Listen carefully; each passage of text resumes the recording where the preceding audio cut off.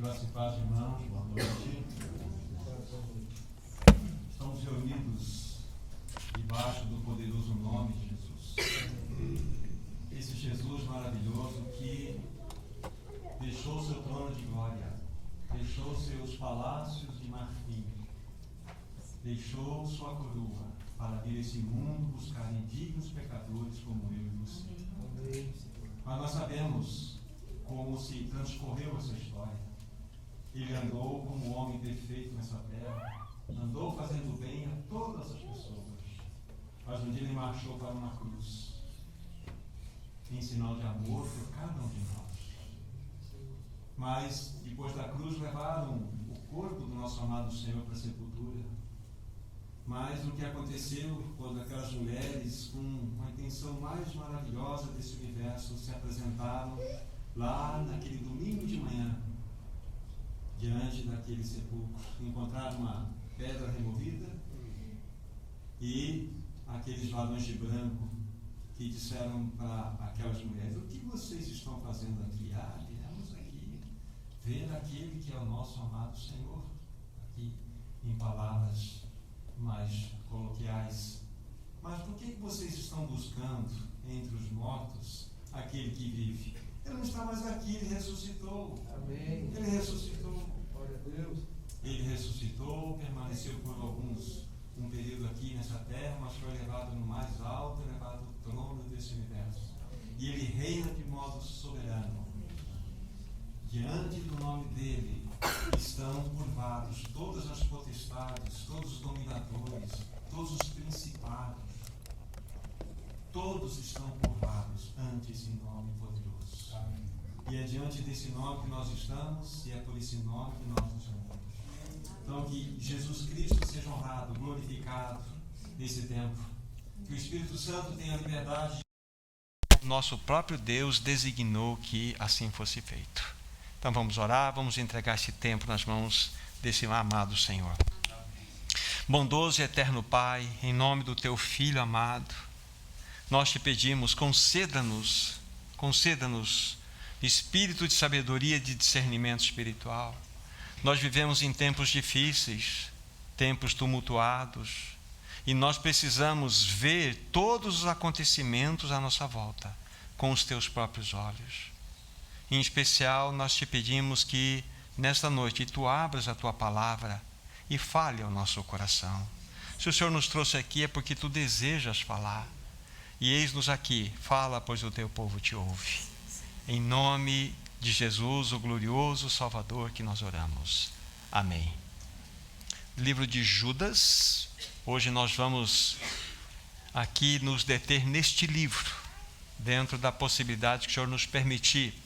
Vamos ler algumas porções, são apenas 25 versículos, nós não os leremos todos agora, mas com certeza passaremos por todos na permissão do Senhor ainda nesta noite. Judas só tem um capítulo, então versos 3 e 4.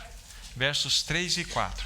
Amados, quando empregava toda a diligência em escrever-vos acerca da nossa comum salvação, foi que me senti obrigado a corresponder convosco, exortando-vos a batalhardes diligentemente pela fé que uma vez por todas foi entregue ao... Pois certos indivíduos se introduziram com dissimulação, os quais desde muito foram antecipadamente a condenação. Homens ímpios que transformam em libertadores do nosso Deus e negam o único soberano e Senhor Jesus Cristo. Versos 19 e 20. São estes que promovem divisões sensuais, que não têm o Espírito. Vós, porém, amados, edificando-vos na vossa fé santíssima, orando no Espírito Santo. E versos 24 e 25. Ora, aquele que é poderoso para vos guardar de tropeços e para apresentar, ou vos apresentar com exultação, imaculados diante da sua glória, ao único Deus, nosso Salvador, mediante Jesus Cristo, Senhor nosso, glória, majestade, império e soberania, antes de todas as eras, agora e por todos os séculos. Amém. O encargo dessa noite, o encargo do meu coração está falando sobre o livro de Lucas e o tempo do fim. De certa forma, estamos dando um passo a mais daquilo que já temos compartilhado com os irmãos aqui, no que tange à segunda epístola que foi escrita por Pedro. E nós precisamos fazer aqui algumas observações introdutórias para entrarmos, propriamente dito, na carta. Com certeza é uma das cartas menos lidas pelos irmãos. Ela traz sérias dificuldades, sérios desafios para nós e, portanto, normalmente nós usamos essa última parte da leitura que nós aqui apresentamos, versos 24 e 25, que é a doxologia, aquelas palavras que são dirigidas em adoração e louvor ao nosso Deus. Mas pouco se estuda esse livro, isso é uma verificação que a gente percebe na história. Mas é um livro extremamente rico que há de nos ajudar, com certeza, no que tange em especial ao tempo que nós vivemos, tempo do fim. Então, essas pequenas notas introdutórias envolvem responder algumas perguntas. Quem é o autor desse livro? Aqui está Judas, mas quem é esse Judas? A Bíblia fala de pelo menos 6 outros Judas que aparecem registrados aí nos evangelhos. E este Judas aqui é o irmão de Jesus Cristo, ou se melhor querer dizer, o meio-irmão de Jesus Cristo, assim como o Tiago, que nós vamos depois apresentar a leitura, ele aparece aqui na citação do próprio Judas. Então, Judas é o autor aqui deste livro. A palavra Judas é, no seu sentido grego. Em hebraico é Judá, só para vocês entenderem. Em hebraico, Judá é o Judas em grego, ok? Apenas um detalhe. E quando que foi, uma outra pergunta que a gente levanta, quando que foi escrita essa carta? Nós não temos a absoluta certeza de dizer, não, foi exatamente nesse período. Então, há as variações dos historiadores. Então, fica entre o período de 68 depois de Cristo ao ano 80 depois de Cristo. Isso nos envolve num período muito importante da história, que é o ano 70. Vocês se lembram? O imperador do grande Império Romano era Vespasiano, e ele tinha um filho chamado Tito, e ordenou que Tito fosse a Jerusalém, desde o ano 66, para cercar Jerusalém, que foi tomada de maneira violenta, brutal, no ano 70. Mais de 1 milhão de mortos aqui foram verificados nessa invasão de Tito em Jerusalém. Então, no ano 70, aconteceu essa grande tragédia na história daquele povo da primeira aliança, né? Ali houve a dispersão, que o povo de Israel, como povo físico, só restaurou a sua história em 1948, como vocês muito bem sabem. Então, a data possivelmente da escrita desse livro é 68 ou 67 até o ano 80, tem essa variação. E tem as explicações que nós daremos um pouco mais na sequência. E a quem esta carta ela foi dirigida? Assim como Pedro, nós não constatamos claramente uma igreja ou igrejas específicas nas quais seriam dirigidas a carta, tanto de Pedro como Judas. Essa carta é uma carta universal, uma carta geral. Possivelmente ela tenha sido direcionada para exatamente o mesmo público que Pedro direcionou a sua carta. Aqueles que estavam na Ásia Menor, né, na parte norte, né, que atualmente é a Turquia, naquelas 5 províncias, Ponto, Galácia, Macedônia, Bitínia e Ásia. E possivelmente, mas também pode ser que ela foi dirigida para um grupo de judeus messiânicos. Isso também há uma grande possibilidade. Então, nessa parte introdutória, estou colocando alguns pensamentos que vão, de certa forma, nortear, ainda que nós não temos absoluta compreensão e a certeza desses dados que estamos pondo aqui, mas eles são importantes para nós identificarmos aqui algumas coisas que vamos estar fazendo. Então, Judas é um dos últimos livros escritos na Bíblia, com certeza, e é um livro extremamente rico para nós. Judas e 2 Pedro, quando você coloca essas duas cartas uma ao lado da outra, vocês vão encontrar muitas similaridades. Vocês vão encontrar quase que 6, 7, 8 versículos que parece que houve ali uma cópia e uma colagem, uma cópia e uma colagem. Agora, qual livro foi escrito primeiro? 2 Pedro ou Judas? Segundo aqui a colocação que eu vou fazer, o primeiro livro escrito foi 2 Pedro. Então, possivelmente, Judas, ele colocou seus olhos e espelhou muitas das suas verdades em 2 Pedro. Daqui a pouco vamos verificar e podemos fazer isso nesse momento. Só peguem, por favor, em 2 Pedro, capítulo 2. 2 Pedro, capítulo 2, onde nós estudamos aí algumas reuniões passadas. O versículo 1. E vocês vão verificar o tempo verbal que aparece uma palavra aqui. Vocês vão identificar algo importante. 2 Pedro 2:1. Assim como no meio do povo surgiram falsos mestres, assim também haverá entre vós falsos mestres. Não, falsos profetas, assim também haverá entre vós falsos mestres, os quais, olha o tempo verbal, introduzirão dissimuladamente heresias destruidoras até o ponto de renegarem o soberano Senhor que os resgatou, trazendo sobre si mesmos repentina destruição. Então perceba aqui que Pedro está escrevendo essa carta àqueles irmãos, de certa forma prevenindo aqueles irmãos daquilo que futuramente estava muito próximo de acontecer. Introduzirão, aqueles falsos mestres introduzirão. Agora vem para Judas, por favor, e vejamos aqui, versículo 4, nós lemos, Judas só tem um capítulo, versículo 4. Olha, pois certos indivíduos se introduziram com dissimulação, os quais desde muito foram antecipadamente pronunciados para esta condenação, homens ímpios que transformam em libertinagem a graça de nosso Deus e negam o nosso único e soberano Senhor Jesus Cristo. Vocês perceberam agora o tempo verbal? É alguma coisa que está acontecendo no ato, introduziram. Então é como se de 2 Pedro a realidade fosse aumentando e caiu dentro da história que Judas está nos apresentando aqui. Então, por esse motivo, e tem outras realidades que a gente poderia apresentar, então entendemos, e outros irmãos também, que Judas foi colocado, escrita pós Pedro. Tá? Então, nesse sentido. Então, Judas ele teria colocado a sua atenção também no que Pedro escreveu, ou possivelmente tiveram comunhão, nós não sabemos bem essa situação, mas o fato é que assim é. O objetivo dessa carta, uma outra coisa importante para nós, o objetivo, por que Judas escreveu essa carta àqueles irmãos que possivelmente estavam na dispersão? Primeiramente, para encorajar aqueles irmãos a batalharem pela fé. Versículo 3 que nós lemos, põe os olhos novamente aí.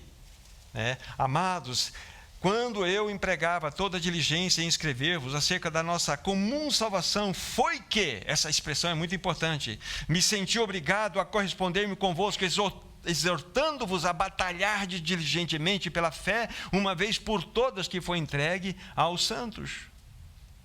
Aqui, essa palavra fé que aparece aqui, ela não é o aspecto objetivo, a fé confiança que nós temos, mas aqui é um aspecto que tem uma ideia de substantivo, uma parte objetiva. Fé, um conjunto de ensinos dos quais nós devemos nos pautar. São os fundamentos da nossa crença. Então, batalhar pela fé não é pela fé aquela subjetiva, aquela que eu exerço diariamente para prosseguir na minha jornada. Batalhar pela fé é o seguinte, quando eu vejo toda a realidade que envolve a crença cristã. Lá na frente vamos falar encarnação, a morte de Cristo, a sua ressurreição, a sua exaltação, a sua glorificação e a sua vinda. Então, isso são fundamentos da nossa fé. Exatamente por esta realidade que Judas está exortando aqueles irmãos a batalharem. E essa palavra batalhar aqui é muito importante, que é agonizar. É uma palavra extremamente forte. É uma palavra realmente que tem um peso muito grande. Vocês precisam batalhar. Mas daqui a pouco vamos falar sobre isso. Então, o primeiro objetivo dessa carta é encorajar aqueles irmãos a batalharem, a realmente arderem nos seus corações para que essa realidade de fundamentos da fé pudesse ser estabelecida, que seria segurança para aqueles irmãos. Ok? Segundo objetivo, desmascarar aqueles hereges. Desmascarar aqueles homens, e é interessante que Judas os chama aqui, estes. Ele nem nomina aquelas pessoas que estavam trazendo tamanha destruição para o meio do povo de Deus. Estes. É impressionante a maneira como Judas trata. Judas aqui, é como se ele usasse a pena para escrever, que tivesse uma ponta de brasa. Ele queima nas suas palavras até o final. Assim como eu falei que Pedro entrou no seu arsenal e pegou toda a munição, todo tipo de arma possível para atacar os falsos mestres, aqui Judas põe brasa na sua pena e escreve. E nós vamos ver como que Judas aqui, ele é incisivo, como Pedro foi também. Tá? Então, o segundo motivo da escrita da carta de Judas é desmascarar aqueles hereges que se infiltraram no meio daqueles irmãos, estava trazendo um grande peso, um grande dano. Ou seja, Judas percebeu que estava havendo um surto de heresias no meio daqueles irmãos. E esse surto estava trazendo um peso terrível no meio daquele povo. Tá? O livro de Judas, queridos irmãos, é um grande grito, é um grande tocar de trombeta, de chofar, um alarme contra o grande perigo da apostasia. Da apostasia. Irmãos, a apostasia está acontecendo exatamente, não começou agora, ela sempre existiu, mas nós estamos vendo um aflorar tão grande, apostasias de ambientes de reuniões completamente tomadas, cheias de pessoas. Então a apostasia não é as pessoas, entre aspas, fugirem das reuniões, a apostasia está aqui dentro das reuniões, é o que nós vamos ver depois. Então esse livro nos ajuda como um grande toque de trombeta para nos prevenir do perigo da apostasia. Essa carta também, de modo insistente, apela para que a igreja, especialmente desse tempo do fim, se posicione à luz da palavra de Deus. É um grito que Judas faz para que nós nos posicionemos. Já vamos ver nesse aspecto aqui o que significa estarmos amparados, protegidos, batalhando diligentemente pela fé. Certo irmão disse que esta carta é como se fosse um espelho da situação espiritual que estaria reinando no tempo do fim. Quando a gente pega a carta de Judas, são 25 versículos apenas. Então, se você olhar para ela, você fala assim, mas isso aqui é um retrato do que nós estamos assistindo hoje, é um espelho. É um espelho. Isso é uma grande realidade. E nós, como povo de Deus, precisamos ter discernimento, compreensão espiritual desse momento em que nós estamos vivendo. E o Senhor Jesus está prestes a voltar. Prestes a voltar. Há muitas coisas. Nós não somos daqueles que dizem o seguinte, olha, Jesus, ele vai ter uma vinda iminente. Como se Jesus pudesse voltar nesse momento e muitos aqui, ou todos, ou alguns, fossem arrebatados e outros ficassem. Não irá acontecer assim. A coisa mais certa é que amanhã vai acontecer, que você e eu vamos acordar na vontade do Senhor e vamos trabalhar. E falo isso não com um tipo de presunção. Falo isso porque, biblicamente, não é possível a vinda de Jesus acontecer sem que aconteça algumas coisas. Haja a apostasia de modo muito mais claro, evidente, a manifestação do homem da iniquidade. Isso não está diante dos nossos olhos. Então, há sinais muito claros que evidenciam a volta de Jesus.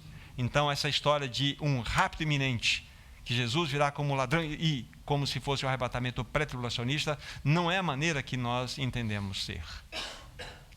Há muitas coisas que são muito evidentes que irão acontecer e nós iremos identificar claramente isso. Tá? Então, e o que a palavra de Deus ensina para nós? O que nós podemos aprender aqui nessa palavra de Deus? Qual é a nossa reação diante disso que nós estamos introduzindo e que vamos falar? Qual é? Deixem o dedo aqui, vamos para Neemias, por favor, livro de Neemias. Neemias é depois de 2 Crônicas, vocês vão encontrar Esdras, depois vocês vão encontrar Neemias. Neemias foi aquele que foi responsável para a edificação dos muros de Jerusalém, quando ela foi restaurada na vinda daqueles que estavam no cativeiro na Babilônia. Neemias 4, 2 versículos, 17 e 18. Muito importante para nós. Aqui mostra-nos o que estava acontecendo quando aqueles irmãos, estavam edificando os muros em volta de Jerusalém. Versos 17 e 18, capítulo 4 de Neemias. Ouçam só, os carregadores que por si mesmos tomavam as cargas, cada um com uma das mãos fazia a obra e com a outra segurava duas funções aqui. O mesmo, hein? Segurava a arma com a mão e fazia a obra com a outra mão. Não é isso que está escrito aí? Verso 18. Os edificadores, cada um trazia a sua espada na cinta, e assim edificavam. E o que tocava a trombeta estava junto de mim. Olha que princípio maravilhoso da palavra de Deus.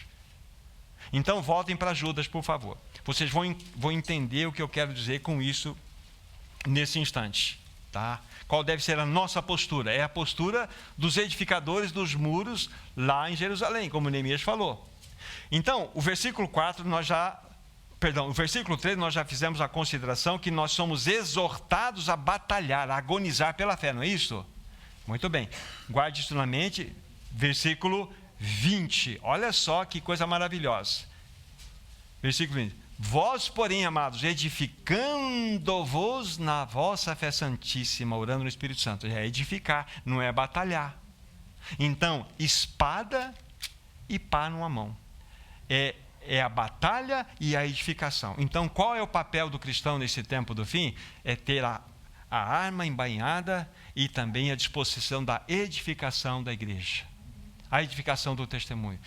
Então, isso tudo vem como? Exatamente por esse conjunto de realidade de nós conhecemos a fé santíssima. Que principalmente existe uma batalha para que nós de fato entendamos claramente o que significa a nossa fé em todos esses fundamentos, mas que isso não é só para que nós batalhemos e estejamos protegidos contra os inimigos, mas é aqui para que nós possamos edificar. Espada e também a pá para edificação. Então, o seu papel é andar armado com a palavra de Deus, alimentado dessa verdade, tendo absoluta certeza, estando preparado para responder a todo aquele que pede a razão da esperança que há em vós. Isso está em 1 Pedro 3,15. Nós devemos estar preparados para responder a todo aquele que pede a razão da nossa fé. Isso só é possível se você tiver uma espada embainhada e se você tiver a palavra no coração. Então, entenderam aqui a grande verdade disso? Qual é a postura do cristão? Essa aqui. Você tem que andar armado e também com a pá para edificação. Então, essa é a grande lição para nós. Agora, vamos considerar o texto, né, que temos diante dos nossos olhos. Estamos em Judas, versículos 1 e 2, vamos da maneira que o Senhor permitir aqui avançando. Versículos 1 e 2, Judas, nós não lemos, vou ler aqui. Judas, servo de Jesus Cristo, irmão de Tiago, aos chamados, amados de Deus, Pai e guardados em Jesus Cristo, a misericórdia, a paz e o amor sejam multiplicados entre vós. Aqui é maravilhoso. Nós não vamos nos deter em alguns detalhes que vocês podem depois pesquisar com certeza. Já falei que a carta é de autoria de Judas, irmão de Jesus. É interessante que ele poderia falar assim: Judas, o irmão do rei. Judas, aquele que conviveu com o majestoso Senhor. Não, servo. Aqui ele colocou-se como escravo. Aqui ele colocou como aquele escravo que tem um furo na orelha. E na Bíblia isso tem uma representação muito grande. O escravo voluntário, o escravo comum, quando ele era apanhado, então ele era marcado, ele era propriedade. Mas quando esse escravo, por uma série de razões que nós não vamos entrar agora pelo tempo, ele tinha sua alforria, o que acontecia? Se ele desejasse continuar sendo servo daquele senhor que deu a alforria para ele, deveria acontecer um ritual. Ele deveria ser levado diante das portas da cidade, e ali a sua orelha seria furada, e se colocaria um sinal, e isso estaria dizendo: agora eu não sirvo o meu Senhor porque ele me comprou, ou porque ele vai me pagar algo, eu sirvo o Senhor por amor. Essa é a realidade, é escravo de amor, é essa a palavra aqui. Então Judas entendeu que o seu papel é ser escravo de amor desse Senhor Jesus Cristo. Então olha a riqueza. E uma coisa que vocês vão perceber quando vocês estiverem lendo Judas, ele gosta muito de tríade. Aqui nesses versículos que acabamos de ler, tem duas tríades. Ele fala assim: irmão servo de Jesus Cristo, irmão de Tiago, olha, aos chamados, aos amados de Deus e aos guardados em Jesus. Primeira tríade. No versículo 2 fala assim: a misericórdia, a paz e o amor sejam multiplicados. Misericórdia, paz e amor. Tríade. Nós vamos ver depois, ele vai usar alguns exemplos por exemplo, exemplo de condenação para aqueles que estarão sendo julgados hereges. Ele vai falar assim, olha, assim como Israel, assim como os anjos, assim como aconteceu em Sodoma, tríade. Ele vai usar várias vezes essa expressão de tríade, muito interessante. Então, para você depois estudar pessoalmente, você tem essa riqueza no seu coração. Ele vai usar, por exemplo, exemplo do próprio povo de Israel. Olha para Caim, olha para Balaão, olha para Corá, tríade. Ele vai dar exemplos. Então, Judas tem uma maneira dele escrever, mas isso é para vocês detalharem depois. Então, tá, vimos isso aqui. Agora, versículos 3 e 4 que nós lemos, é interessante que no versículo 3 mostra-nos que a intenção primária de Judas era escrever algo que estaria tratando da comum salvação entre eles. Judas queria tratar alguma coisa para edificar aqueles irmãos. Aí vem a palavra ou expressão, foi que me senti obrigado. De certa forma, chegou aos ouvidos de Judas o que estava acontecendo para aqueles irmãos que estavam espalhados. Foi que me senti obrigado a corresponder-me convosco de maneira muito rápida, muito imediata, exortando-vos a batalhar, ou seja, a agonizar pela fé. Então, essa é a primeira realidade que a gente percebe na leitura desse versículo 3 aqui. Então, veja que ele mudou o seu assunto devido a uma situação muito séria e importante que estava acontecendo com aqueles irmãos. Ele muda de modo radical o seu assunto. Ele vai falar, vocês vão batalhar, vocês vão contender, vocês vão realmente estar preparados para agonizar. Estamos entendendo? Esse é o início. Muito importante. Mas aí, agora ele vai dizer o porquê dessa situação. O porquê? Versículo 4 que nós já lemos. Pois certos indivíduos se introduziram. Olha, com dissimulação. Dissimulação é fingimento. É fingimento. Os quais desde muito antecipadamente já foram pronunciados para esta condenação, homens ímpios que transformam em libertinagem a graça do nosso Deus e negam o nosso único e soberano Senhor Jesus Cristo. Vejam só a luta que estava diante de Judas e aqueles irmãos estavam sofrendo. É impressionante. O que podemos identificar primeiramente aqui nestes que estão sendo exortados por Judas, né? Ou estão sendo mencionados. Quem eram estes ímpios, esses certos indivíduos? A gente já percebe o seguinte, que esses hereges eram antinomianos, ou antinominianos, tanto faz. Anti, contra, nomianismo, nomos, lei, contra a lei. Ou seja, eles eram contra a lei, e vocês vão entender por quê. Essa era uma posição que significava o seguinte, olha, para nós a lei morreu. A lei, qualquer lei, não só cerimonial, não só as leis que eram exigidas por Moisés, mas a lei moral também não existe mais.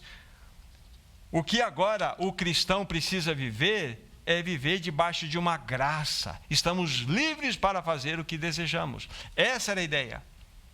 Então aqueles hereges, eles eram antinominianos, anti-lei, ou seja, para eles a lei não existia mais, não tinha nenhum fundamento. E a gente vai perceber, queridos irmãos, que isto é muito presente em nossos dias. É muito comum ver em muitas realidades, vamos colocar assim, ambientes que se colocam como igrejas. Esse pensamento, ele se desdobra, esse antinominianismo se desdobra em dois fatos. O primeiro fato, esses antinominianos se fundamentam no Evangelho de João, capítulo 1, 29. Lá diz assim, eis o Cordeiro de Deus que tira o pecado do mundo. Então, baseado nisso, o que eles estabelecem? Um princípio do universalismo. O que significa isso? Que no mundo não tem mais pecado. Porque tal, eis o Cordeiro de Deus que tira o pecado do mundo. Isso tem uma implicação muito grande, muito gritante dentro do pensamento deles. Que o evangelismo, na realidade, não é apenas uma explicação, que o evangelismo é apenas uma explicação para as pessoas que elas já foram salvas. Ou seja, não evangelizo uma pessoa, eu só trago noção a ela de que ela é uma salva, mas que ela não tem a consciência disto. Não é uma loucura?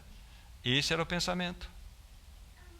Tá? Para entender qual é o contexto aqui. Mas existe um outro desdobramento desse pensamento, que eles entendiam que a graça era absolutamente suprema. Mas quando ele diz essa expressão graça absolutamente suprema é a ponto dessa graça perdoar qualquer pecado. Qualquer pecado. Ou seja, você pode, inclusive, intencionalmente pecar, porque a base é Paulo, Romanos, né? Onde abundou o pecado, superabundou a graça. Quanto mais pecado, mais graça. Então, vamos pecar. Esse era o pensamento. Então, esse pensamento do antinomianismo se desdobra nessa realidade. O universalismo, ou seja, que no final da história todos serão salvos. Hitler será salvo, Mussolini será salvo, Stalin será salvo, porque Deus ama todo mundo. A graça ela é tão suprema que ela foi poderosa para tirar, inclusive, a malignidade do ser humano, a ponto de todos poderem serem salvos. Isso é uma loucura. Então, esta realidade estava acontecendo no meio daqueles irmãos. Esse grande absurdo. Né? E com esta mentalidade antinomianista, né? Aqueles hereges, eles praticavam vícios inomináveis, vergonhosos. Porque se aqueles eram antinominianos, ou seja, por isso que no versículo 4, conforme nós lemos, significa que eles transformaram em libertinagem a graça de Deus e negaram o Senhor Jesus Cristo. Vocês vão entender por que eles negaram também. Então vocês entendem o que estava acontecendo lá. Exatamente esse é o ponto. Tá? Mas a Bíblia, nós não vamos entrar para ganhar tempo aqui, mas depois vocês podem ir lá em João capítulo 14, verso 21, vai dizer assim: aquele que me ama obedece os meus mandamentos. Sim, nós nascemos de novo, queridos irmãos, para obedecer. Obedecer, negar a nós mesmos, tomar a cruz e ir após o Senhor. É para isso que nós nascemos de novo. Tá? E se nós formos olhar na história mesmo, nós vamos encontrar muitos exemplos. Eu vou fazer assim a citação de alguns rápidos para vocês podem pesquisar depois. Começando a partir do século XVII, homens como George Fox, inglês, combateu duramente o antinomianismo que estava entrando no meio do povo de Deus. Um outro homem chamado Richard Baxter, que é um puritano, também do século XVII. Então, eu vou abrir um aspas aqui, o que Baxter falou a respeito destes antinomianistas: Deus não olha as ações do homem exterior, e sim o seu coração. E usa um texto assim: tudo é puro para os puros. Então foi esse tipo de situação que aconteceu dentro do século XVII. A gente pode avançar, por exemplo, John Bunyan, que é um grande homem de Deus. Então, escrevendo sobre esse assunto, o que John Bunyan colocou a respeito desses antinomianistas, né? Olha, eles proclamam a absoluta liberdade da lei moral. Nós não temos compromisso com a lei moral. Isso que John Bunyan enfrentou. E acusavam John Bunyan, sabe do quê? De legalista e ignorante. Você é um legalista. Você não conhece a graça. Então, isso aconteceu na história. John Wesley vai enfrentar esse problema já no século posterior, século XVIII, e ele vai nominar esse evangelho maligno, que é o evangelho da pura carne. Exatamente isso. E a gente tem muitas coisas na história, né? E os hereges de Judas, no caso, sempre existiram e existem até hoje. Fizeram da graça uma licença para pecar. Esta é a realidade. E bem recente agora, ouvindo uma mensagem, vou citar o nome, vocês conhecem, muitos de vocês, Augusto Nicodemos. E ele falando a respeito, por exemplo, assim, da ação maligna no tempo do fim, ele citou a própria denominação da qual ele pertence, que é a presbiteriana. Falou assim: olha, eu vou citar, ele se fez alguma citação lá, escuta, ó, dentro dessas realidades aqui, não são todas, mas talvez alguma delas, olha, ali se incentiva os jovens a viverem uma vida íntima antes do casamento. Não, vocês podem realmente ter vida íntima sem problema. Vocês podem ser livres, vocês não se preocupem com isso, é graça, estamos na graça. Ele falou umas outras coisas que não cabem aqui para nós, mas não, o casamento, não, vocês são na graça. Dentro daquilo, vamos dizer assim, de uma instituição tida como extremamente fundamentalista. Então, essa situação de hipergraça não é uma coisa que ficou no passado, é atual. Então, nós vemos esse problema do antinomianismo, e nós vamos ver as coisas mais fortes depois, que elas são absolutamente atuais nesse tempo. Tá? Isso por quê? Por que está acontecendo isso? Por quê? Porque a Bíblia perdeu a sua autoridade absoluta no meio desse povo. A Bíblia não serve mais como aquele esteio único e, vamos dizer assim, que é inerrante. Não serve mais com autoridade plena, absoluta. Tornou-se simplesmente uma verdade relativa. A Bíblia é vista por muitos como apenas mais uma verdade dentro do contexto que nós vivemos. Isso é terrível. Então, quando a palavra de Deus perde a sua posição no meio do povo de Deus, começam a entrar todos os tipos de heresia e de desgraça no meio dos santos. Isso faz parte exatamente da cultura que nós vivemos hoje. Vivemos num mundo secularizado, num mundo pós-moderno, pós-verdade. Vocês já estão cansados de ouvir isto. Num mundo onde o umbigo é o centro, cada umbigo do homem é o centro desse universo. Essa é a realidade. O hedonismo tomou conta, onde o prazer é o bem maior de toda uma sociedade. Tudo gravita em torno disso. Então, diante disso, diante desse perigo que Judas identificou naqueles irmãos, e esses hereges estavam atacando, então ele vai levantar os 3 exemplos. Versículos 5 a 7, vamos, Judas. Quero, pois, lembrar-vos, embora estejais cientes de tudo, uma vez por todas, que o Senhor, tendo libertado um povo, tirando-o da terra do Egito, destruiu depois os que não creram, e a anjos que não guardaram o seu estado original, mas abandonaram o seu próprio domicílio. Ele tem guardado sob trevas em algemas eternas, para o juízo do grande dia, como Sodoma e Gomorra e as cidades circunvizinhas, que, havendo-se entregado à prostituição, como aqueles seguindo após outra carne, são postos para exemplo do fogo eterno, sofrendo terrível punição. Olha só que impressionante temos diante daqui. Então, diante desse quadro tão perverso, tão terrível que Judas identificou, então ele vai advertir aqueles hereges e vai também colocar para toda a igreja essas realidades aqui. Ele cita 3 exemplos: o problema da incredulidade de Israel, o pecado dos anjos e a luxúria de Sodoma e Gomorra. É isso que acontece. Com relação ao pecado de Israel, vocês se lembram o que aconteceu? O povo hebreu, né, que foi transformado depois em povo de Israel, ficou cativo no Egito por 430 anos. Houve todo aquele processo de libertação através de Moisés. E Moisés conduziu aquele povo por 2 anos que seriam suficientes para levar o povo em Cades Barné, que era a fronteira de Canaã. E Moisés chegou lá. E a promessa é: entra e possua, entra a terra de vocês. Aí vocês sabem o que aconteceu. Os espias foram enviados, 10 deles deram aquele testemunho maravilhoso. Primeiramente, lá tem cacho de uva, tem que carregar nas costas, é algo maravilhoso, a terra mana leite e mel, é rica, etc. Mas lá tem gigantes, Só Josué e Caleb que se posicionaram dizendo assim: não, tem gigante, mas nós vamos vencê-los, nós vamos comê-los como pão. Mas, como diz certa pessoa, né, a voz do povo é a voz de Deus. O que aconteceu desse Deus maligno?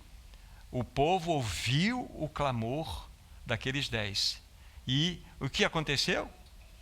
A promessa é que eles entrassem. Aí Deus fez que aquele povo ficasse peregrinando ou andando errante no deserto por mais 38 anos, somando os 2, 40 anos no total. E acima de 20 anos, ninguém entrou na promessa, na terra prometida depois dos 40 anos. Não. Ficaram prostrados no deserto. Isso chama-se apostasia. Eles tinham uma promessa, eles tinham uma palavra do Senhor, que aquela terra era deles. Então, Judas, quando escreve aqui, ele chama a atenção: destruiu a todos aqueles que não creram. Já era uma promessa dada, eles foram libertos lá no Egito, foram libertos, o sangue foi derramado. Não foi pelo Cordeiro? Foi. E foram e não creram. Irmãos, olha que coisa séria é essa situação. Morreram no deserto, foram julgados. Então, é o primeiro exemplo. O primeiro exemplo envolve isso, sabe?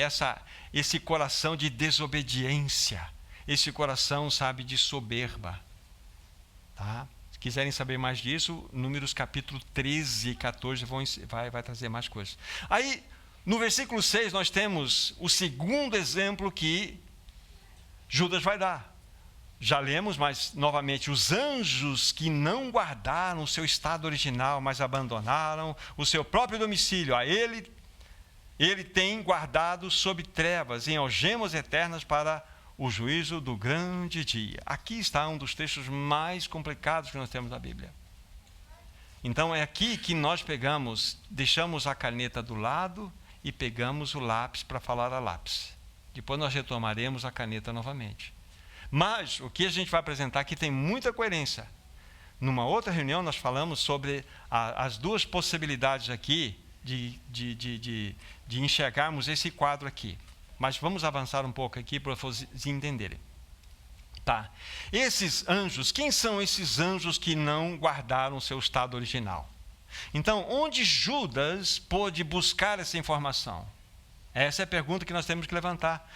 Judas, ele fez a menção de um livro apócrifo chamado Enoque. Assim como Pedro, na sua segunda carta, fez a mesma menção, que nós vimos lá, capítulo 2, versículo 4, Judas faz essa menção desse livro apócrifo.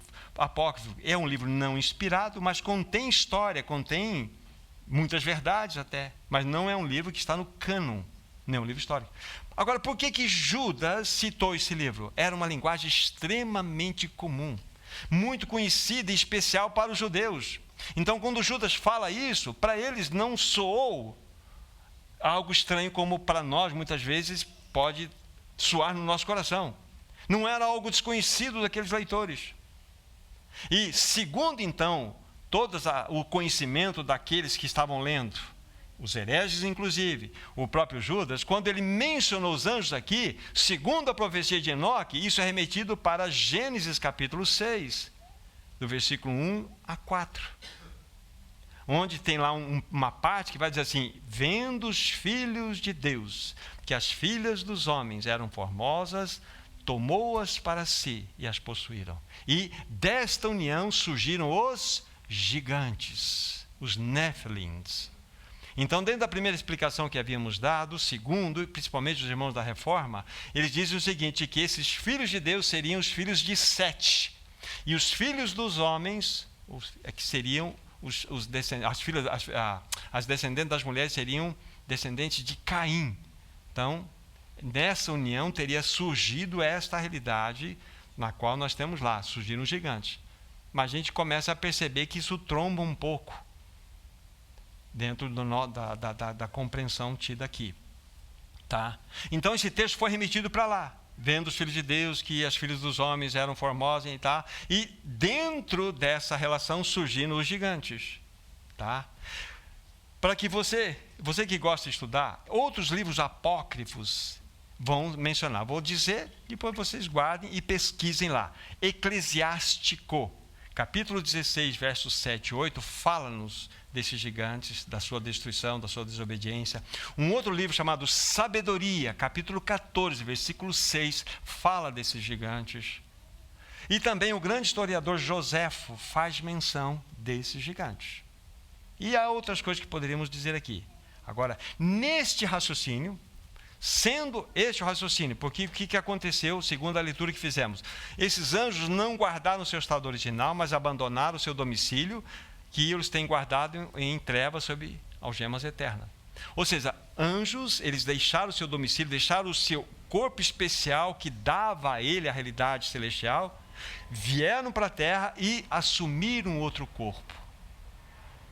E dentro dessa relação terrível é que surgiu os gigantes. Esse é um raciocínio.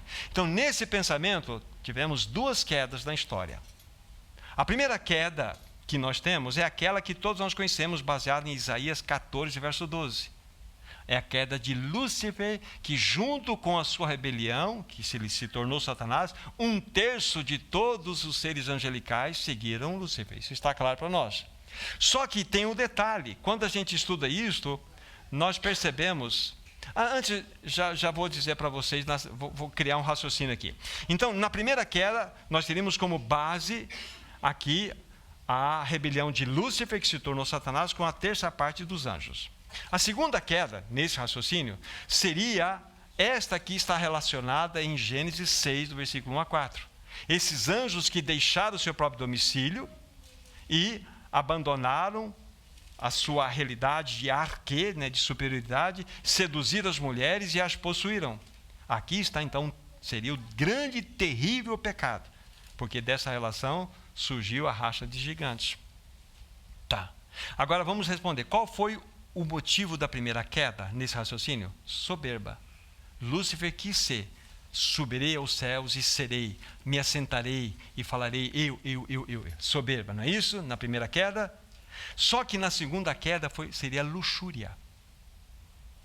Então, o motivo da primeira queda, nesse raciocínio, soberba e arrogância. O motivo da segunda queda, luxúria. Tanto é que a gente vê Judas citando aqui. Agora, consequências da primeira queda. Aquele Lúcifer que se tornou Satanás e a terça parte não foram lançados em algemas eternas. Não está relatado isso. Estão aí. Principados e potestades, do medador. Estão por aí. Não é isso? Na segunda queda, nós vimos que tanto Pedro como Judas estão guardados sob trevas e algemas eternas. E Pedro cita, capítulo 2, versículo 4, que eles foram lançados no Tártaro. A única vez que a palavra Tártaro, referindo-se a inferno, aparece ali, de modo muito específico. Ou seja, tamanha era a rebelião por causa da luxúria, tamanho foi o pecado, tamanho foi, vamos dizer assim, essa reação que eles tiveram diante de uma situação tão importante, que Deus os lançou diretamente ao Tártaro. Coisas para nós pensarmos, para vocês estudarem. Eu sei que vocês gostam, vocês vão estudar. Então, as consequências. Então, a primeira queda não foram lançados em algemas eternas nem para o Tártaro, mas no caso da segunda queda, que foi pela luxúria, sim. Agora, deixando isso, deixo o lápis lá e pego a caneta aqui. E agora eu posso falar com seriedade com você. Contudo, o que é mais importante de tudo isso? O que Judas queria trazer para conhecimento? Uma vez que não só os hereges, mas todos aqueles que estavam lendo as palavras de Judas, o que eles precisavam entender? Mesmo diante, vamos dizer assim, daquilo que eles estavam lendo através de Enoque, naqueles exemplos, ou seja, Deus não deixou impune o pecado daqueles anjos. E era um pecado de luxúria, que era o que estava acontecendo com os hereges aqui. Entende o raciocínio? Então, fala assim, vocês estão lendo Enoque, então está aqui, aconteceu isso, mas olha o resultado. Então, isso eu posso falar com caneta, eu posso falar com certeza. Ou seja, aqueles hereges seriam julgados da mesma forma. Não haveria perdão. Entende a explicação? Muito bem, vamos para a terceira menção que Judas faz, versículo 7. Como Sodoma e Gomorra, cidades circunvizinhas, que havendo entregado a prostituição como aqueles, seguindo após outra carne, são postos como exemplo do fogo eterno. Novamente, Judas só ergue essa situação do problema da imoralidade e o problema da luxúria, seguindo outra carne. Quando vocês vão estudar Gênesis capítulo 19, em especial do versículo 1 ao 5, vocês vão ter lá um relato muito interessante, que diante de toda a barbaridade maligna, imoral que estava acontecendo entre aquela sociedade, uma talvez tenha um peso maior. Vocês se lembram quando aqueles homens de Sodoma cercaram a casa de Ló? Ló ofereceu as suas filhas para aqueles homens perversos. Mas aqueles homens quiseram o quê? Possuir quem? Os anjos. Esses que nos seguiram após outra carne. É a mesma realidade aqui. Aí é o pecado extremamente sério. Então isso agravou profundamente, até, vamos dizer assim, aumentou o poder de fogo. Deus riscou o fósforo. Porque não há possibilidade de salvação, não há, é destruição. Agora, pensando na primeira destruição do dilúvio, então, por que Deus teve que acabar com toda uma raça? Só 8 foram salvos, não é? Mais 7. O que será que aconteceu de tão terrível? Será que foi a relação de família de Sete com família de Caim? Será que isso motivaria Deus a trazer um juízo tão terrível? É para vocês pensarem, eu também. Entende o raciocínio? Então, Judas ele completa e fala, escuta, esses estão reservados. E da mesma forma, olha, o fim daqueles terríveis e imorais foi o fogo e enxofre. Todo o pecado será julgado. O homem tem ofendido a Deus e dará conta do seu pecado. Todos. Então, é uma carta também de pena de fogo, pena de brasa. Tá? Agora, esse pecado será julgado. A imoralidade é a pior das ruínas da humanidade. Para vocês entenderem, estudarem a história dos impérios, pega a história da queda do Império Romano. Eles não caíram porque perderam o poder, eles caíram por causa da imoralidade. Eles caíram por causa da imoralidade, da depravação moral. E isso traz ruína para o reino, isso traz ruína para uma sociedade. É assim que a gente tem que ver. Agora, uma pergunta importante. Por que, ou o que aqueles hereges criam? Eles tinham uma forma, todo mundo crê em alguma coisa. Vimos que eles eram antinominianos, por serem antinominianos, eram cheios de luxúria. Eles também negaram a soberania de Cristo Jesus, eles negavam a Cristo Jesus, eram ímpios, fingidos, rebeldes, blasfemos, interesseiros, etc, etc. O que eles criam? Como nós já vimos numa outra rápida colocação para vocês, no outro tempo, eles eram gnósticos. Guarde essa outra palavra que dentro do gnosticismo existem várias linhas correntes. Uma delas chama-se docetismo. O docetismo vem do substantivo doquel, que significa aparência. Guarde isso por enquanto. Eles eram desta linha docetistas. Vocês vão entender por que eu estou chamando essa atenção. O que eles criam? Eles criam em um universo dualista, com princípios eternos. Ou seja, eles criam que desde o princípio existiam o espírito e a matéria. Essas duas coisas coexistiam de modo eterno, ou coexistem para ele de modo eterno. Não só o espírito, mas a matéria. É exatamente isso que eles criam. O espírito, na opinião deles, era essencialmente absolutamente bom. E a matéria é essencialmente má e totalmente imperfeita. E a partir dessa matéria imperfeita que o mundo foi criado. Esse é o raciocínio para vocês entenderem o que aconteceu lá. Pois vocês que gostam de estudar vão para a história, é muito interessante isso. O raciocínio que eles têm na cabeça dele. Tá? Então, se o mundo foi criado a partir dessa matéria que é essencialmente má, então quem criou este mundo? Eles têm explicação para isto. Esse mundo foi criado por uma divindade de segunda classe, chamada Demiurgo. Não vou entrar nos detalhes aqui, porque nem vale a pena, mas é interessante o raciocínio deles. Ou seja, esse mundo foi criado por uma divindade de segunda classe, chamada Demiurgo, que teria se rebelado contra o Deus, o ser maior, que é Sofia. Enfim, para não divagarmos muito para esse lado. Eles negavam, então, porque eles negavam a Cristo.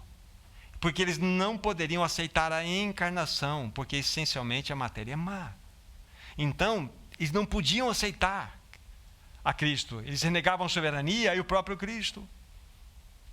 Eles criam que Cristo era apenas uma aparência. Ah, ele lembrou do docetismo? Então, eles criam que este Jesus Cristo que eles criam, ele veio em aparência para salvar o homem. Mas como que esse Cristo aparente poderia salvar o homem? Olha só a batalha que Judas estava enfrentando. Que tipo de salvação que esse Cristo de aparência poderia dar se não fosse pela cruz? Saber, conhecimento, gnose. Que a libertação das pessoas que estavam escravizadas desse mundo inferior aconteceria na medida em que eles iam conhecendo, entendendo que essa carne para nada aproveita, então posso fazer o que eu quero com ela, e vai chegar num processo que eu vou ser liberto. Não é tudo uma loucura, mas é assim que eles criam. Mas faz sentido dentro do raciocínio deles. Tá? Esse era o ponto. Eles criam que esse Cristo veio apenas numa aparência. E o fundamento da salvação era o conhecimento, o saber, o conhecer. Então, era inadmissível para eles olhar para um Cristo fraco, um Cristo de carne, que morreu e derramou seu sangue por nós. Esse é o grande problema que Judas enfrentava. Entendem a carta de Judas? Essa é uma grande batalha. Agora, vejam só quem está por trás de tudo isso. Deixa o dedo aqui, voltem para a primeira epístola de João. Primeira epístola de João, capítulo 4. Olha o que está por trás de tudo isso. Capítulo 4, a partir do versículo 1 ao 3. Amados, João enfrentou os mesmos problemas aqui também, tá? Desses gnósticos. Então, 1 João 4. Amados, não deis créditos a qualquer espírito. Antes provai se os espíritos se procedem de Deus. Porque muitos falsos profetas têm saído pelo mundo afora. Nisto reconheceis o Espírito de Deus. Todo espírito que confessa que Jesus Cristo veio em carne é Deus. E todo espírito que não confessa que Jesus não procede de Deus, pelo contrário. Esse é o espírito do anticristo, a respeito do qual tendes ouvido que vem e presentemente já está no mundo. Então, lembra essa história? Confessa que Jesus Cristo vem em carne. As pessoas falam, não, vamos ver se está endemoniado. Confessa que vem em carne. Isso não tem relação com isso aqui. Aqui era um problema sério que estava acontecendo. Se eles não confessassem que Jesus vem em carne, ou seja, então ele tem uma mentalidade filosófica chamada gnosticismo dentro da linha docetista. Aí João vem e fala assim, não, o nosso Salvador vestiu uma carne, derramou o seu sangue por nós naquela cruz. Entende a ligação? Então, quem está por trás de tudo isso? O anticristo. Esse é o ponto. Mas vamos avançar agora. Voltem para Judas, versículos 8 e 9. Então, depois dele dar mostrar essa tríade e mostrar o resultado, o juízo de tudo isto para aqueles hereges, então Judas continua com a sua pena de fogo aqui. Ora, estes da mesma sorte, quais sonhadores alucinados, não só contaminam a carne, como também rejeitam o governo e difamam a autoridades superiores. Contudo, o arcanjo Miguel, quando contendia com o diabo e disputava a respeito do corpo de Moisés, não se atreveu a proferir juízo infamatório contra ele. Pelo contrário, disse, o Senhor te repreenda. Olha só, impressionante. Judas, ele recorre mais uma vez para um livro apócrifo, chamado Ascensão de Moisés. Porque o versículo 9 você não encontra em nenhuma passagem da Bíblia. Essa disputa do arcanjo Miguel com o diabo. Então, dentro dessa história, o que acontece? O diabo foi reivindicar o corpo de Moisés, mas ele é um assassino. Lá no Egito ele matou. Ele é meu. Essa era a briga. Aí Miguel vai disputar com o diabo aqui. Mas o grande ensino para nós aqui é que ele não se atreveu a proferir juízo infamatório contra ele. Disse, pelo contrário, o Senhor te repreenda. Ou seja, dentro dessa realidade, Judas está falando, escuta, nem nessa situação de Miguel e com outro, no caso o arcanjo caído, que era Lúcifer, virou Satanás, nem Miguel lançou impropérios contra ele, falou assim, o Senhor te repreenda. Ou seja, princípio de autoridade.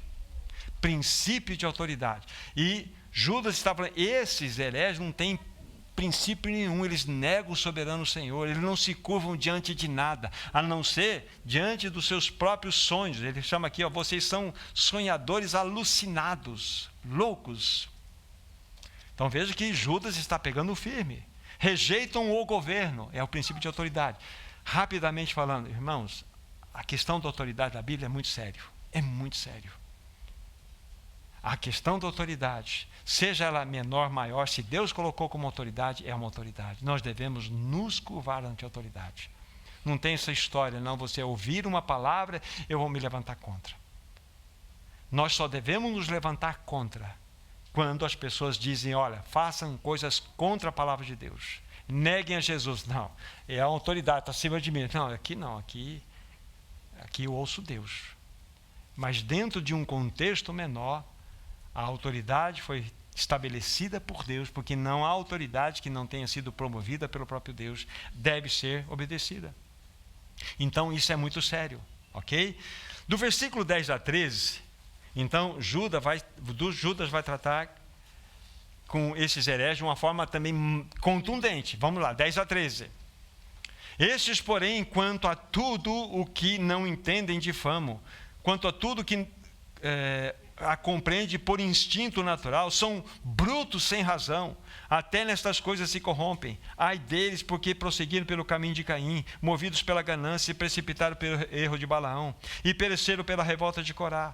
Estes homens são como rochas submersas em vossas festas de fraternidade, banqueteando-se juntos, sem qualquer recato, pastores que a si mesmos se apacentam, nuvens de água impelidas pelos ventos, árvores sem plena estação do frutos, destes desprovidos, duplamente mortas, desarraigados, ondas bravias do mar, que espumam suas próprias sujidades, estrelas errantes, para as quais tem sido guardada a negridão das trevas para sempre. Olha, Judas está pegando forte aqui. E aqui então, novamente, ele corre uma outra tríade. Lembra, falei? Caim, Balaão e Corá. Mas ele mostra inicialmente aqui que estes hereges são classificados como bestas irracionais, homens sem razão. Olha o nível. Homens completamente irracionais. E aí ele vai mostrar, dentro da história, qual foi a consequência do pecado para que eles soubessem. Ele cita Caim na primeira. O Caim, depois apenas guarde Gênesis capítulo 4. Ele foi um grande cínico, um cético. Ele foi o protótipo da incredulidade, Caim. Porque ao invés de ele aceitar como Abel que o sacrifício de salvação viria pelo sangue, ele criou um mecanismo de ser salvo pelas obras. Eu vou oferecer os frutos para o Senhor. E queria buscar a sua justificação pelos frutos. Então ele é o protótipo da incredulidade. Ele é o que inaugurou a salvação pelas obras, pelos méritos humanos. Então Caim, aqui ele é, dentro dessa realidade, apresentado nesse contexto. Ele é cético, ele é cínico, é um tipo de incrédulo. E vimos o final, o que aconteceu com ele. Tá? Aí há uma outra citação que é Balaão. Balaão fala-nos da ganância, da ambição. O Balaque, que era o rei, ofereceu para ele 5 vezes dinheiro para que ele amaldiçoasse Israel. Foi tentado, e ele amava o prêmio da injustiça, mas o pior dos pecados de Balaão foi que ele levou o povo de Israel, os homens de Israel, a cometerem imoralidade. Capítulo 22-25 de Números, para você estudar depois sobre isso. Agora, com relação ao Balaão, aqui está a inauguração da doutrina da prosperidade. Aqui está. O que vocês acham do nosso tempo? Isso é uma verdade? Um televangelista americano, muito famoso, que viaja pelo mundo inteiro, chega para um grande grupo e fala assim: olha, irmãos, eu estou com um probleminha, o meu jatinho já está com alguns problemas, está velho, eu preciso comprar um novo jato para evangelizar esse mundo. Aqueles que ofertarem acima de $1.000, eu vou colocar o nome destes dentro do avião, e todas as vezes que eu estiver ali, no meu trabalho, eu vou estar orando por cada um desses nomes. O que diria Zinzendorf? O que diria George Miller? O que diria Hudson Taylor diante de um evangelista como este? Isso é Balaão. Essa é a maldição que atravessa os séculos e está presente em nós. Essa é a realidade que nós estamos vendo diante dos nossos olhos. Depois ele vai falar de Corá. Né? Ele cita um outro, que esse se rebelou contra a autoridade tanto de Moisés como de Arão. Examine depois Números capítulo 12. Ele queria ter preeminência, ele não se submeteu à autoridade. Aí a gente percebe qual foi o fim de cada um destes. Né?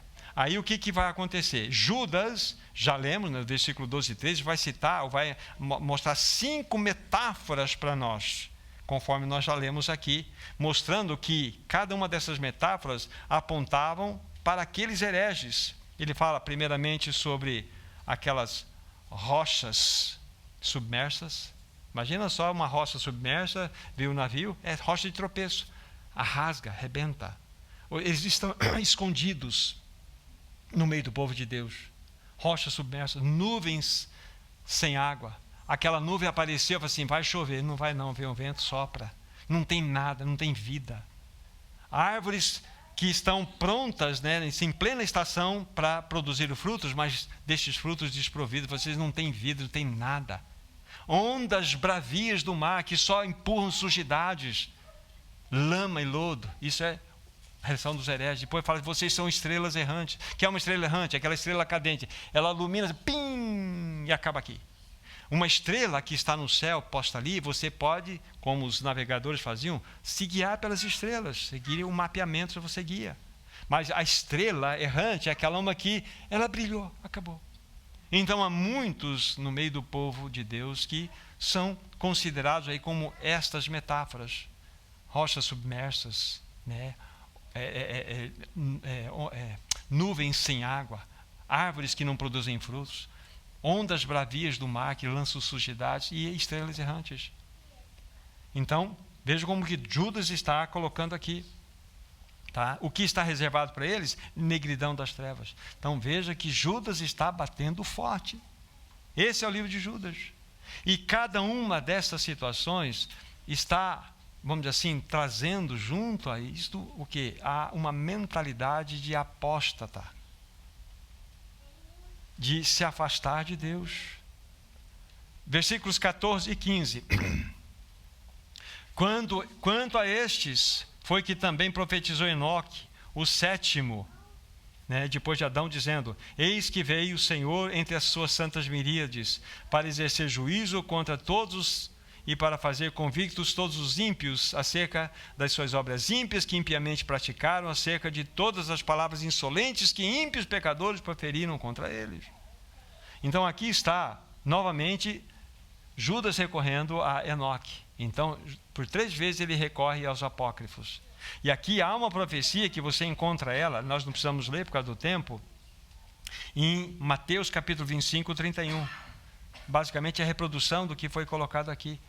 Ou seja, Jesus vai voltar e ele vai lançar juízo sobre todos aqueles que se estiverem sendo dirigidos por esse caminho pervertido que os hereges estão trazendo. É uma profecia, uma alusão clara da volta do Senhor Jesus Cristo. Versículo 16. Os tais, olha como Pedro trata, os tais são murmuradores, descontentes, andando segundo as suas paixões, a sua boca vive propalando grandes arrogâncias, são adoradores dos outros por motivos interesseiros. Aqui está, mais uma palavra de exortação contra aqueles hereges, são murmuradores, descontentes, e não têm paz. Não tem paz. São adoradores e vivem por motivos interesseiros. Ou seja, estes que estão dentro desse contexto, dentro do rebanho, eles não têm interesse em cuidar do rebanho, têm interesse na lã do rebanho. Eles querem buscar alguma coisa que traga lucro para eles. Esse é o ponto. Essa é a realidade. Esses tais são terríveis. E a Bíblia fala, sendo estes da maneira como são, Paulo vai tratar disso em 2 Timóteo, no capítulo 3, onde fala lá, né, que nos últimos dias os homens seriam amantes de si mesmos, buscariam seus interesses, seriam egoístas. Esse é o ponto. Então é o que nós estamos vendo diante dos nossos olhos. Versículo 17 a 21.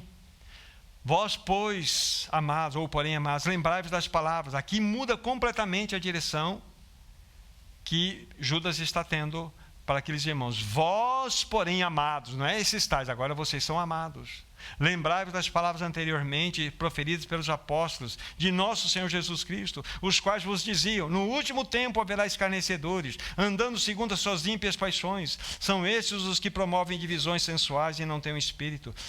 Vós, porém, amados, edificando-vos na vossa fé santíssima, orando no Espírito Santo, guardai-vos no amor de Deus, esperando a misericórdia de nosso Senhor Jesus Cristo para a vida eterna. Compadecei-vos de alguns que estão na dúvida, salvai-vos, arrebatando-os do fogo, e quanto a vós outros, sede também compassivos, em temor, detestando até a roupa contaminada pela carne. Olha só, que texto é aqui. Então, é como se fosse: vocês voltem para as Escrituras. Lembra que eu falei no início, citando Neemias? Aqui está no versículo 20, olha, edificando-vos na vossa fé santíssima. Aqui é o conjunto doutrinário, não é o aspecto subjetivo da nossa fé diária de confiança.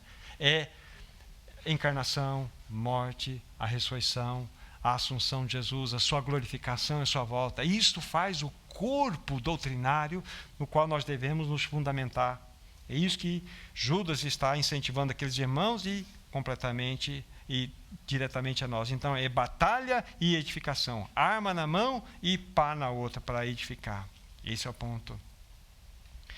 E no versículos 22 e 23 ele vai mostrar o seguinte: olha, muitos de vocês possivelmente foram contaminados. Então compadecei-vos daqueles que estão na dúvida, daqueles que ouviram, trouxe lógica, deram um passo para lá, um passo para cá, fazendo, se compadeçam dele. Do outro não, mas desses vocês tenham piedade, misericórdia. Acolham, tragam para perto, mostre a verdade, ame essas pessoas, arrebata-os desse fogo terrível, né? Sejam compassivos, detestem até a roupa contaminada pela carne, mostrando assim, olha, vocês precisam ser libertos disso. Entendemos o caminho aqui? Agora, para nós finalizarmos, é a doxologia, né? Final que está no versículo 24 e 25, né? Essa palavra doxologia, que ela não faz parte aí da realidade da interpretação, é apenas um título, né? Doxo, glória, logia, logos, palavra, é a palavra de glória. Todas as vezes que vocês encontram muitas vezes na Bíblia, né? São palavras que sempre devem estar associadas ao louvor e à glória de Deus. Isso é uma doxologia, tá? Então, ora aquele que é poderoso para vos guardar de tropeços e para vos apresentar com exultação imaculados diante da glória, ao único Deus, nosso Salvador, mediante Jesus Cristo, Senhor nosso, glória, majestade, império e soberania, antes de todas as eras, agora para todos sempre. Amém. Isso é uma doxologia. Uma outra, por exemplo, só para vocês entenderem, né? Nós cantamos aqui, porque dele, por ele, por meio dele são todas as coisas. A ele, pois, a glória eternamente. Amém. Isso é uma doxologia, tá? A ele, Gálatas vai falar, a ele seja a glória para todo sempre. Isso são doxo, palavras de glória dirigidas ao Senhor, tá? Então, Judas, ele nesse término aqui, ele oferece, joga toda a sua atenção, todo o seu farol naquele que merece. Aquele que era rejeitado, ou que foi rejeitado por esses hereges, ele agora é exaltado por Judas. É o único Deus, Salvador, mediante Jesus Cristo, soberania, império, tudo por ele. Isso é. Então, Judas enaltece a Cristo. Ele termina essa carta mostrando isto. Que grande lição para nós. Que o Senhor nos livre, amados irmãos, dos falsos mestres, dos hereges que estão tão perto de nós. Que sejamos guardados pelo seu poder, para não tropeçarmos. Lembre-se, o espírito do anticristo está agindo. Há muitos que a gente, dentro da nossa esfera de contatos, nós temos um limite. Você tem um ambiente onde você vai, mas quando você amplia um pouco mais para saber o que está acontecendo por aí, irmãos, é coisa feia. O que está acontecendo dentro de reuniões, chamadas reuniões cristãs, é coisa extremamente maligna. Onde o apelo carnal é uma coisa impressionante. Ou seja, esse espírito maligno está tomando conta cada vez mais. Cada vez mais. Então, Judas é um grande livro de alerta para nós. É um grande chacoalhar de roseira também, como Pedro foi. Para que nós estejamos atentos e discernamos cada uma dessas verdades aqui que foram ditas, né? E acima de tudo, que nós possamos, como Judas orientou aqui, a batalhar diligentemente pela fé, a fé santíssima, e nos edificar também nessa fé santíssima. Portar uma espada e também ter a pá da edificação. Temos que ter palavras de defesa, de ataque, mas palavras de edificação também. Esse é o caminho para todos os santos. Com tantas outras verdades que podem ser tiradas aqui, espero que os irmãos estudem com mais afinco isto, mas aqui está uma colocação em linhas gerais desse livro tão precioso, tá? Que o Senhor nos ajude, irmãos, que o Senhor realmente possa fazer com que sejamos uma geração preparada para esse tempo do fim. As situações irão piorar, nós iremos enfrentar situações mais terríveis no meio do povo de Deus e devemos estar preparados. Então, repasse esses 25 versículos, leiam, orem, e que o Senhor possa acrescentar muito mais ao coração de vocês. Amém? Vamos orar? Querido Senhor, nós te pedimos, é verdade, que a Tua palavra lançada não volte vazia. Produza a Tua palavra aqueles frutos que agradam o Teu coração. Por Tua misericórdia, livra-nos dos falsos mestres, dos hereges. livra-nos das falsas doutrinas, firma os nossos passos na tua bendita palavra. Ah, Senhor, e que jamais, Senhor, que jamais nos desviemos dela. Firma-se nosso coração em ti mesmo.